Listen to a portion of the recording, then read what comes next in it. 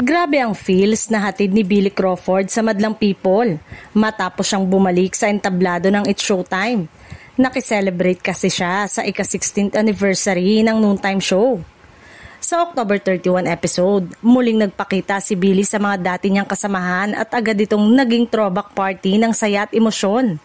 Siyempre, hindi mawawala ang kulitan sa pagitan nila ni Vice at ng buong tropa ng Showtime. Pero pagkatapos ng tawanan, biglang emote mode si Billy.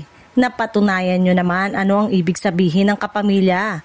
It's such a blessing to see kapag nakikita mo ang mga kasamahan mo na nandun pa rin at nagbibigay ng inspirasyon at tulong sa mga kapwa Pilipino na nangangailangan, say niya.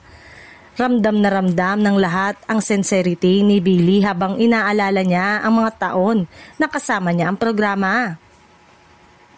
Tulad ng It's Showtime, ito ang sa tingin ko isa sa pinaka-historic and sentimental show sa ating lahat sa mga baguhan, luma na na-experience natin ano ang napagdaanan ng isang pamilya, dagdag pa niya.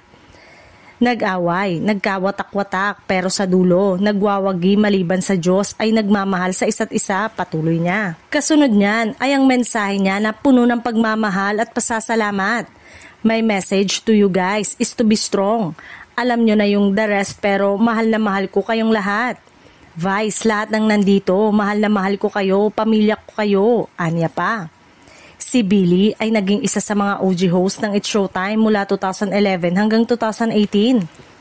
Kahit umalis siya sa regular hosting, ilang beses pa rin siyang nagbalik bilang guest noong 2019, 2023 at ngayong 2025 at minsan pa niyang naging hurado sa tawag ng tanghalan.